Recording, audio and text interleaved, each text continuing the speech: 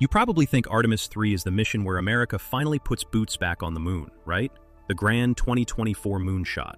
The first woman and the first person of color walking across the lunar South Pole while the rest of the world watches, cheers, and collectively holds its breath. A moment designed to echo Apollo 11, to remind a new generation what human ambition actually looks like when it leaves the atmosphere. Well, about that. On February 27th of this year, NASA quietly announced that Artemis 3 will not land on the moon at all. Not the South Pole, not the equatorial plains, not anywhere on the lunar surface. The entire mission has been fundamentally restructured into something else entirely, something far more modest in scope, and almost nobody outside of a fairly dedicated corner of spaceflight Twitter seemed to notice or care. The announcement slipped past the general public like a footnote buried in a press release, which in some ways tells you everything about how NASA chose to frame it. Here is what is actually happening, and why it matters more than the silence surrounding it suggests. Before we start, I want to tell you something. A lot of strange things have been happening in space lately, so subscribe to this channel right now, and I'll tell you even more secrets of space. And write in the comments below what you think about all of this. So let me back up for a second, because the story of how we got here is genuinely wild. Back in December 2017, the first Trump administration signed Space Policy Directive 1, formally ordering NASA to return astronauts to the moon. It was a sweeping directive, one that reoriented the entire human spaceflight program toward a goal that hadn't seriously been pursued since the early 1970s. The famous 2024 deadline came a year and a half later, when Vice President Mike Pence announced in March 2019 that America would beat Chinese astronauts back to the lunar surface before the end of Trump's second term. The mission that would eventually be named Artemis 3 was supposed to be humanity's triumphant return to the lunar surface, the first crewed landing since Apollo 17, touched down in the Taurus Littrow Valley in December 1972. More than half a century of waiting, finally coming to an end. Then came the delays. In November 2021, NASA Administrator Bill Nelson pushed the target date back to 2025, citing the complexity of developing new spaceflight hardware simultaneously across multiple contractors. By mid-2023, the timeline was quietly sliding again, this time to 2026. In January 2024, it moved to September 2026. By December of that year, NASA was publicly targeting mid-2027. That's 6 schedule slips in roughly 5 years, each one announced with careful bureaucratic language that couldn't quite disguise the fact that the original deadline was now a distant memory. But the hardware kept moving forward. On April 1, 2026, NASA successfully launched Artemis 2 from Launch Complex 39B at Kennedy Space Center, sending 4 astronauts on a 9-day lunar flyby that broke Apollo 13's record for the farthest distance humans have ever traveled from Earth by over 4,000 miles. The Orion capsule, which the crew affectionately named Integrity, performed flawlessly throughout the mission. The heat shield, which had been the major engineering concern following Artemis 1's troubling post-flight inspection, came through re-entry without significant spalling. Engineers had lost sleep over that heat shield for years. It held. It was a genuinely spectacular mission by any measure, and the crew splashed down in the Pacific Ocean off the coast of San Diego to a hero's welcome, the kind of jubilant, flag-waving reception that NASA hadn't seen in a generation. And that is exactly when things got weird. Because the success of Artemis 2 should have been the unambiguous green light for Artemis 3 to lock in its moon landing date, to start counting down in earnest. Instead, NASA did something that almost nobody expected. They canceled the landing. Not the mission itself, but the surface component, the part where astronauts actually set foot on the moon. The reason comes down to a roughly 400-foot stainless steel skyscraper called Starship. Here is the truth that NASA will not put on a press release. As of this month, the SpaceX Starship lunar lander, the vehicle that is specifically contracted to carry astronauts from lunar orbit down to the surface and back again, has never reached orbit, not once in any of its test flights. In 11 integrated test flights conducted from the launch facility at Starbase in Boca Chica, Texas, Starship has never completed a full orbital insertion. It has gotten closer each time, and the progress has been real, but the fundamental milestone of reaching and sustaining orbit remains unachieved. And 2025 was, by any honest accounting, brutal for the program. Flight 7 launched in January. The Super Heavy booster performed its now famous mid-air catch maneuver, snatched back by the mechanical arms of the launch tower, in a feat that still looks like science fiction every time you watch it. Ship 33 broke apart just 8 minutes into its flight, raining debris down over the Turks and Caicos. Flight 8 in March saw another booster catch executed successfully, but another ship was lost. Flight 9 in May destroyed both stages entirely.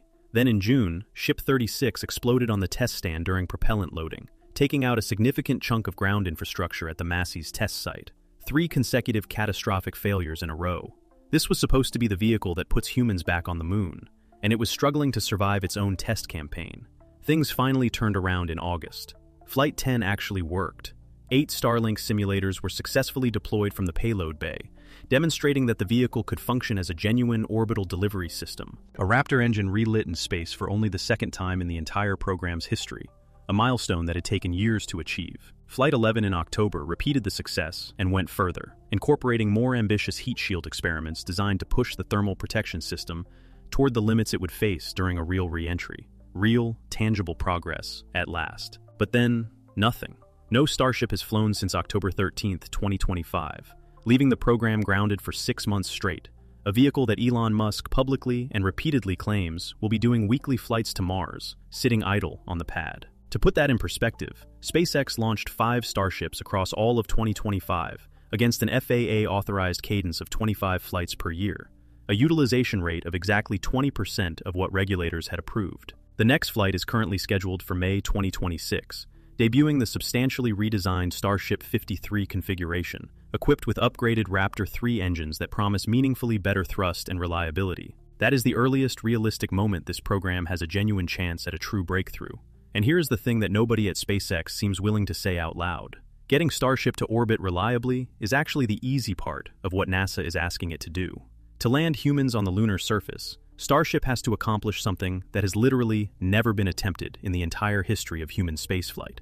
It has to refuel itself in orbit. Not once as a proof of concept, but many times in rapid, choreographed succession as a routine operational procedure. Here is how the mission profile actually works. SpaceX launches a Starship configured as a lunar lander from its Texas facility. That lander ascends to low Earth orbit, and then has to wait there while an entirely separate Starship, this one carrying nothing but cryogenic propellant as its payload, launches independently and docks with it in orbit. Methane and liquid oxygen are then pumped across from the tanker ship into the lander's tanks. Once the transfer is complete, the tanker undocks and makes its own return to Earth. And then another tanker launches and performs the same procedure, and then another. The exact number of tanker flights required remains a genuinely disputed figure that varies depending on who you ask. SpaceX publicly states the number is around 10 missions. Internal NASA documents from 2024 suggested the real figure is closer to 20. Elon Musk has personally claimed it could be accomplished with as few as 4. A Government Accountability Office analysis, drawing on independent engineering assessments, landed at approximately 16. The honest answer is that nobody outside of SpaceX's internal modeling knows for certain, but every estimate points to a significant and sustained launch campaign just to fuel a single lunar landing attempt. All of those tanker flights, whatever the final number turns out to be, have to happen in rapid succession, compressed into a period of just a few weeks. The reason is thermodynamic and unavoidable. The super-cold liquid methane and liquid oxygen propellants that Starship runs on do not sit patiently in the vacuum of space. They absorb heat from sunlight and from the spacecraft structure itself, and slowly but continuously boil off, gradually diminishing the very fuel reserve the lander needs to reach the moon. The longer the lander waits in orbit, the more propellant it loses, which means the tanker flights cannot be spread out over months at a leisurely pace.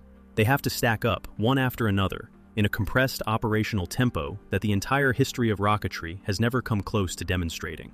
Cryogenic ship-to-ship propellant transfer in orbit has also never been demonstrated. Not NASA, not Russia, not anyone who has ever flown a rocket. SpaceX did pull off an intravehicle transfer on one flight back in 2024, moving about 10 tons of liquid oxygen between internal tanks aboard the same vehicle. That is the full extent of what has been proven in hardware.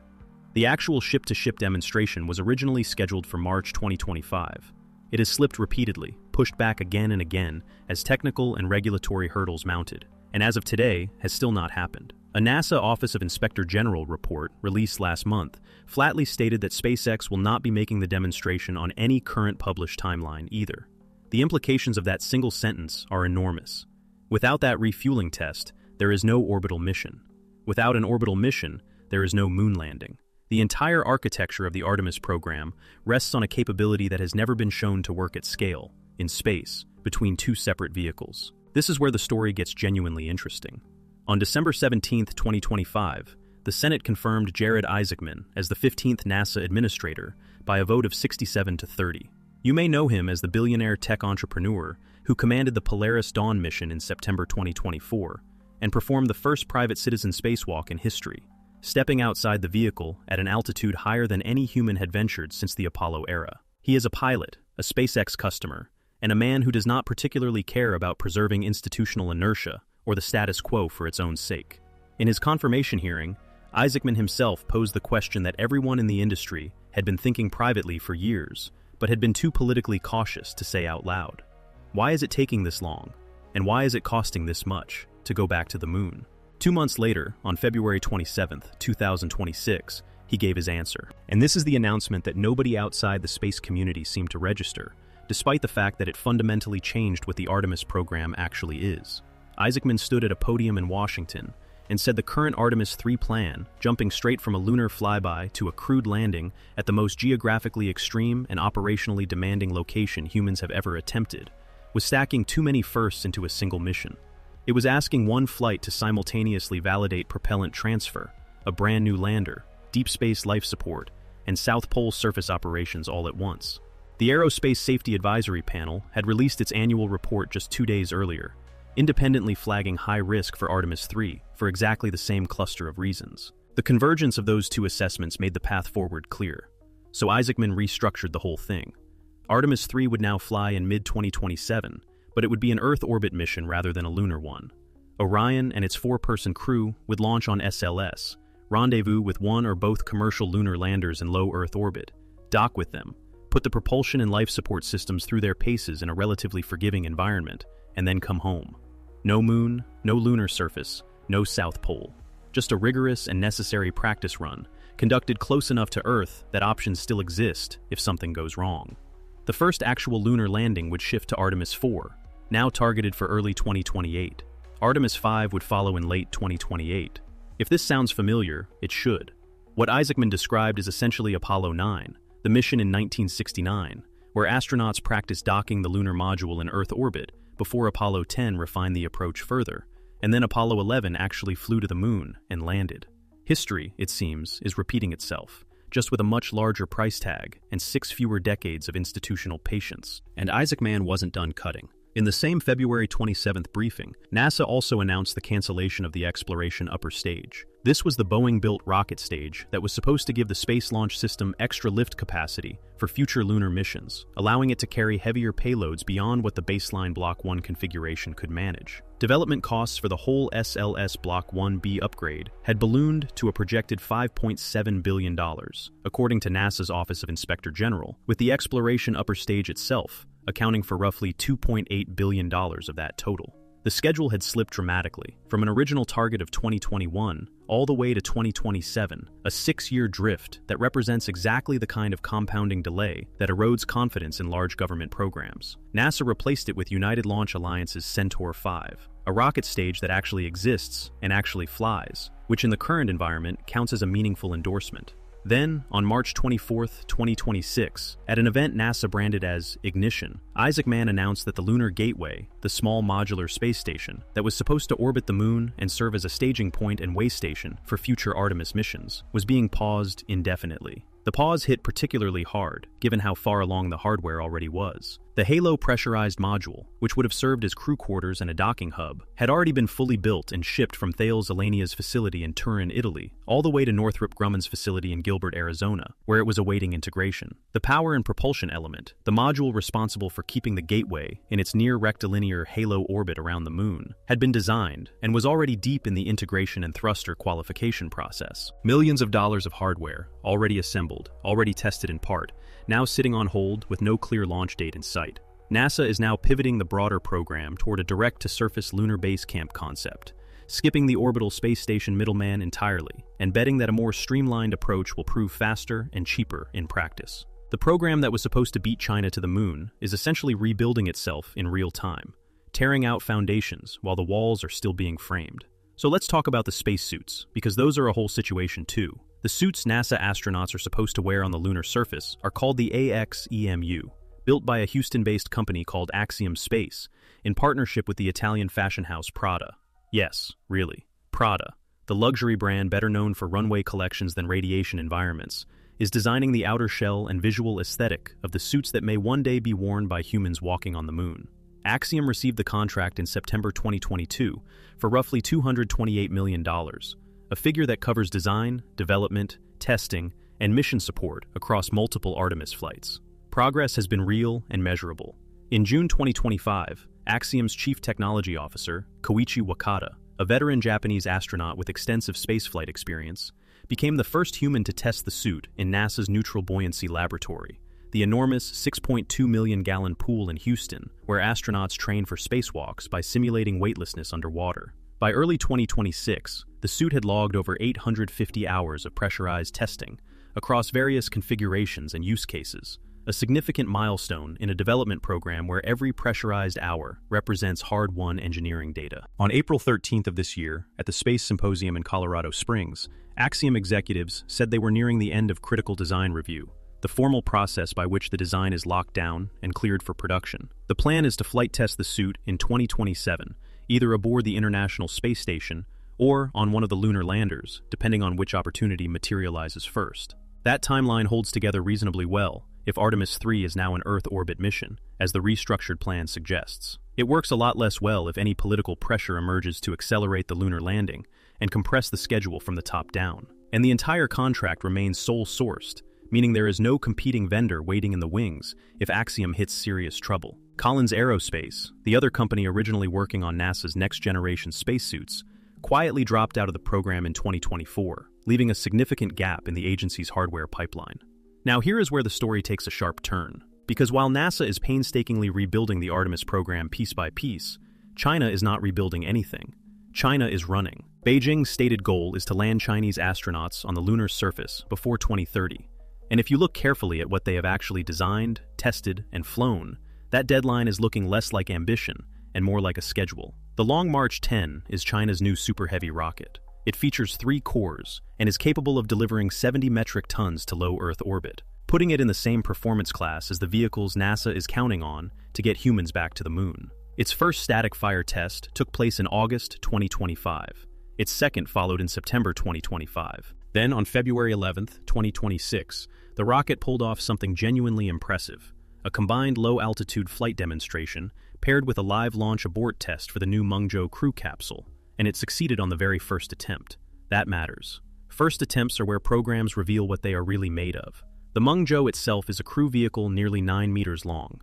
It can carry 3 astronauts all the way to the moon, or 6 to low Earth orbit, giving it real versatility across mission profiles. It passed its pad abort test in June 2025, and cleared its maximum dynamic pressure in-flight abort test in February 2026, ticking off 2 of the most critical safety milestones any crewed vehicle has to demonstrate before humans climb aboard. Then there is the lander. China's Lanyue lunar lander, their functional equivalent of the Starship human landing system that NASA is betting on, completed a full integrated landing and takeoff test on August 6, 2025, at a facility in Hubei province. This was not a simulation or a component check. It was the whole stack, going up and coming back down. In March 2026, a paper published in Nature Astronomy revealed that Chinese researchers have already identified their candidate landing site, the Reiner Gamma region on the near side of the moon, selected for its scientific value and its relative operational safety. And the lunar surface program does not stop at crewed missions. China's Chang'e 6 mission returned 1,935 grams of lunar samples in 2024, collected from the far side of the moon, making them the first samples ever retrieved from that hemisphere in human history. Every gram of that material tells scientists something new about a part of the moon we have never touched before. Chang'e 7 is now scheduled to launch later this year, targeting the lunar South Pole, the same region of intense scientific and strategic interest that NASA's Artemis program is also aiming for. Dr. David Burback at the U.S. Naval War College put it with striking directness when speaking to the Christian Science Monitor earlier this month. Every ambitious thing China has publicly committed to in space, he said, they have pulled off on the first attempt. That is not a rhetorical flourish, it is a pattern. And while all of this is unfolding at a pace that would have seemed implausible a decade ago, NASA's own Inspector General has just released a report that should give serious pause to anyone still confident that Artemis 4 is going to place humans on the lunar surface by 2028. The March 2026 Office of Inspector General Audit flagged major safety issues with the Starship human landing system.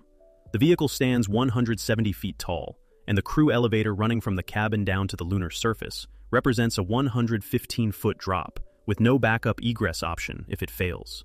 There is no rescue plan for the crew if something goes wrong on the surface. And the uncrewed demonstration landing does not actually follow the basic principle of testing the exact hardware configuration that will eventually fly with astronauts on board. This is what the Office of Inspector General is saying about the vehicle that was supposed to put the next American on the moon. And the concerns are not minor edge cases. They go to the heart of whether this system is genuinely ready for human spaceflight. The whole situation is also costing an obscene amount of money. According to NASA's Office of Inspector General, the Artemis program has spent approximately $93 billion from 2012 through 2025. Each SLS and Orion launch costs around $4.1 billion per mission. The rocket itself, not counting Orion or ground systems, has consumed $31.6 billion alone, and staggering figure for a launch vehicle that has flown only a handful of times. The Trump administration's budget for fiscal year 2027, released on April 3rd of this year, actually gives Artemis a modest increase, bringing it to $8.5 billion, up by $731 million. But the rest of NASA was not so fortunate. Science funding was cut by 47%, a reduction that would hollow out entire research divisions. Mars sample return, which Congress had already moved to terminate in January, was officially killed. STEM education funding was eliminated entirely. Meanwhile, the Isaacman camp is publicly pushing Congress to allow them to redirect billions that had been earmarked for the Gateway Lunar Space Station toward a new lunar base concept instead, reshuffling priorities that had taken years and enormous investment to establish. The picture that emerges is of a NASA being aggressively reshaped around a single geopolitical objective.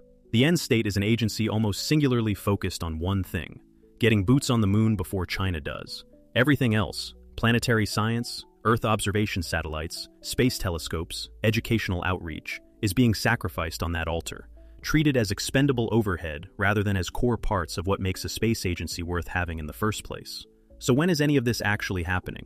It is worth stopping and being honest about that question, rather than continuing to recite optimistic public timelines as though they were reliable.